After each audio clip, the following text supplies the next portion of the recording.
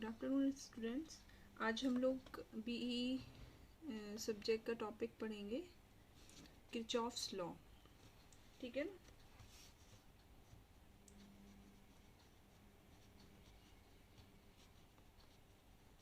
Kirchhoff's laws.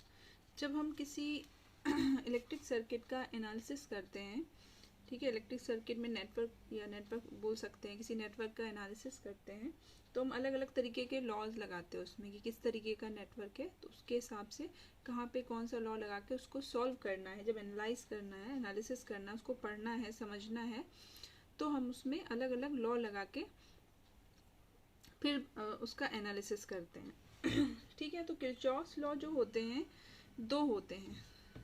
एक होता है आपका KCL, दूसरा होता है KVL। KCL यानी किरचॉफ्स करंट लॉ है ये, और KVL क्या है? Kirchhoff's voltage law. ठीक है। तो ये जो किरचॉफ्स लॉ होते हैं ये हर तरीके के नेटवर्क को का एनालिसिस करने के लिए हम यूज़ कर सकते हैं, चाहे वो किसी भी तरीके का नेटवर्क हो। तो हम क्या करेंगे इस किरचॉफ्स लॉ में? किरचॉफ लॉ में हम किरचॉफ्स करंट लॉ है, किरचॉफ्स वोल्टेज लॉ है, तो किसी भी एलिमेंट के थ्रू हमें करंट अगर निकालना है, फाइंड करना है कि क्या करंट उसके थ्रू है, या किसी एलिमेंट के अक्रॉस हमें वोल्टेज फाइंड करनी है कि इसके अक्रॉस वोल्टेज कितनी है, तो हम ये दो लॉ यूज़ कर सकते हैं। तो जैसे कि हम ये कह रहे थे कि हर तरीके के नेटवर्क के लिए यूज़ कर सकते हैं। तो किस किस तरीके के नेटवर्क, हर तरीके का क्या मतलब हुआ? इसका मतलब हुआ कि इसको हम it can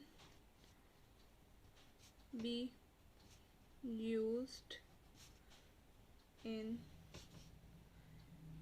any kind of network, in any network. अब एनी का मतलब क्या है? एनी का मतलब है कि आपका चाहे वो लीनियर हो, है ना, या नॉन लीनियर हो। ठीक है। चाहे वो आपका टाइम वेरिएंट हो, टाइम वेरिएंट यानी जिसका टाइम के साथ रिस्पॉन्स बदले, या टाइम इनवेरिएंट हो। तो ये जो दो लॉज हैं, किरचॉफ्स करंट लॉ और किरचॉफ्स वोल्टेज लॉ, ये हम किसी भी तरीके के नेटवर्क पे अप्लाई कर सकते हैं उसको एनालिसिस करने के लिए। ठीक है। तो किरचॉफ्स करंट लॉ किस चीज़ पे किस पे बेस्ड होता है? करंट के से एनालिसिस करता है, और ये वोल्टेज एनालिसिस करेगा। ठीक है। तो ये है हमारा Kirchhoff's current law, KCL। Kirchhoff's current law क्या कहता है? किरचॉफ्स करंट लॉ कहता है, ये देखिए ये एक सर्किट है, सर्किट नेटवर्क का, इसका ये दिखा रहे हैं यहाँ पर कि कोई एक नोड है। ये नोड कहते हैं जंक्शन पॉइंट जहाँ पे बहुत सारे एलिमेंट आके मिलते हैं, वोल्टेज सोर्स, करंट सोर्स, या कोई भी एलिमेंट, है ना, तो उसको कहते हैं हम नोड। तो ये जो नोड है हमारा, इस नोड से देख रहे हैं हम बहुत सारे एलिमेंट्स कनेक्टेड हैं। एक ये रजिस्टर है, करंट सोर्स है, एक और रेजिस्टेंस है, एक ये वोल्टेज सोर्स है, इधर रजिस्टर है, एक ये और सिर्फ कनेक्शन का वायर है। ठीक है ना।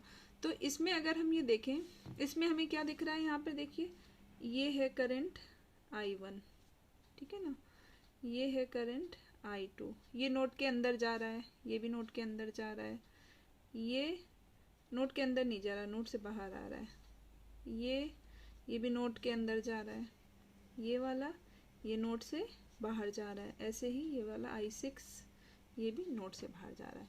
तो हमारे पास कितने करंट है? 1 2 3 4 5 6। तो KCL क्या कहता है?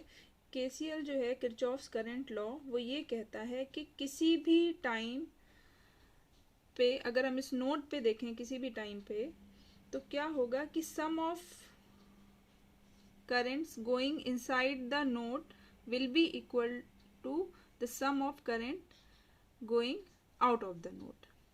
कहने का मतलब ये है कि किरचॉफ्स करंट लॉ ये कहता है कि किसी भी टाइम पे इस नोड के अंदर जितने भी करंट जा रहे हैं उनका सम जितने करंट बाहर आ रहे हैं उनके सम के बराबर होगा। तो मैथमेटिकली इसको हम कैसे लिख सकते हैं, या इसको एक बार लैंग्वेज में लिखें कि लैंग्वेज क्या होगी, sum of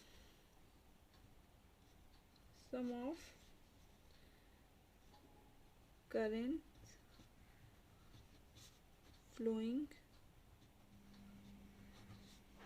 into a node is equal to sum of currents flowing out of the node।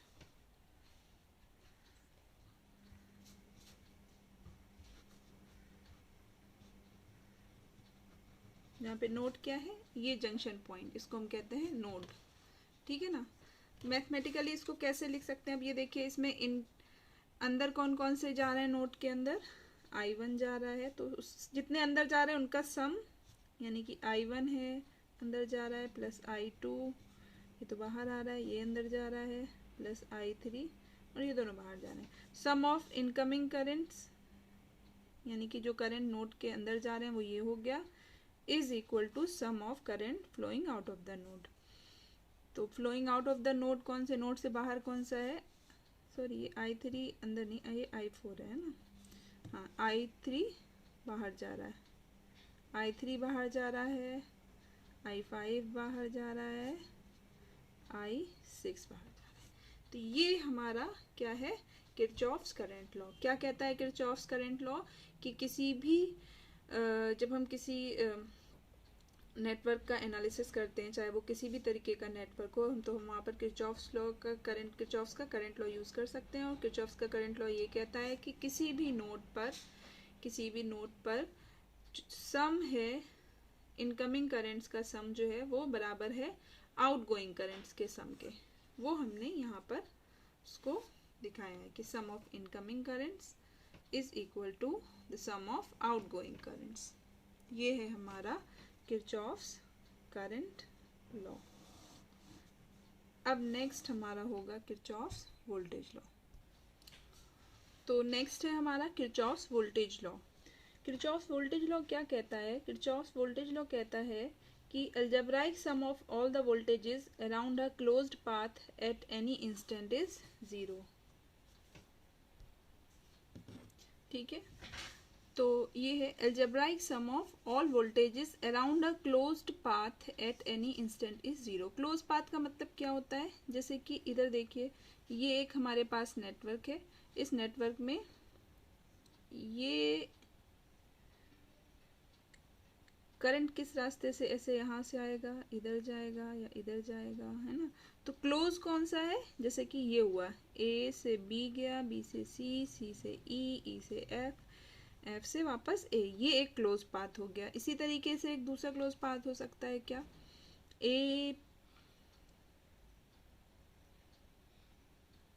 C D E C, ये भी एक क्लोज पाथ है। ठीक है ना, क्लोज पाथ है ये, और एक क्लोज पाथ कहाँ है, ये क्लोज पाथ।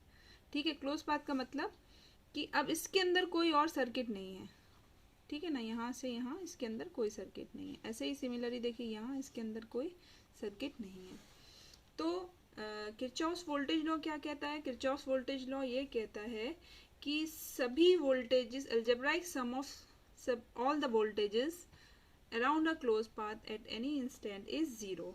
यानी कि अगर हम कोई एक अलजेब्राइक पाथ हम चूज करें, फॉर एग्जाम्पल अगर हम ये वाला चूज करते हैं फॉर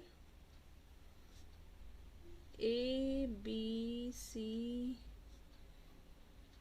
E F A, कौन सा चूज किया हमने, A B C E F A।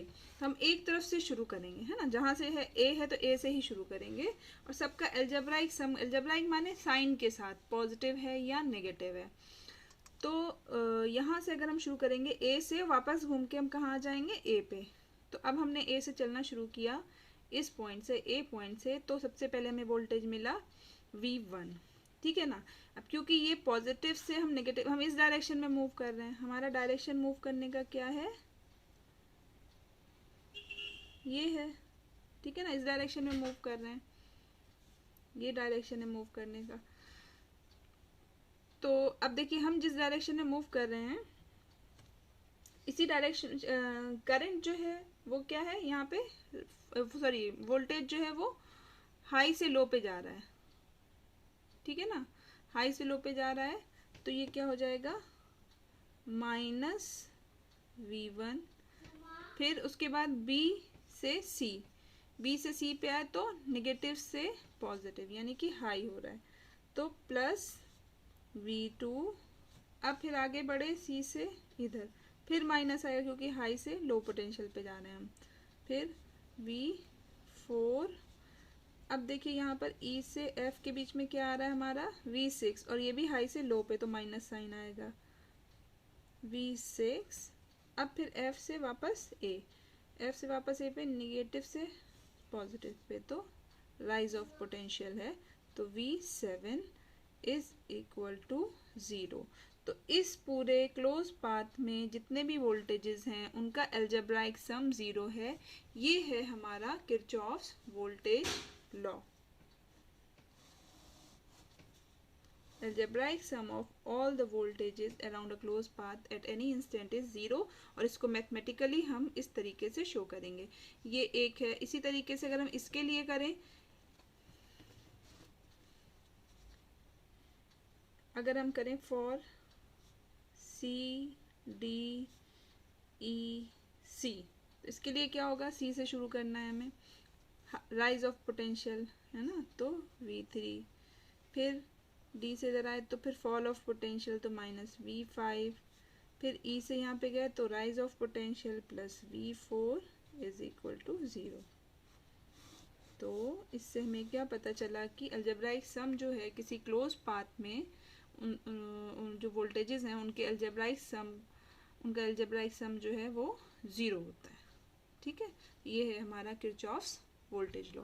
अब आप सभी को क्या करना है, आप सभी को इस पे बेस्ड प्रॉब्लम जो भी बुक आपके पास अवेलेबल है वो करना है, प्लस एक ट्यूटोरियल शीट हम देंगे। उस ट्यूटोरियल शीट से आपको जो प्रॉब्लम्स हैं उनको सॉल्व करना है, सॉल्व करके एक फेयर कॉपी पे करके उसको सबमिट करना है नेक्स्ट लेक्चर में, ठीक है। चलिए, thanks for coming and joining the class. अब हम नेक्स्ट क्लास में मिलते हैं, तब तक के लिए थैंक यू वेरी मच।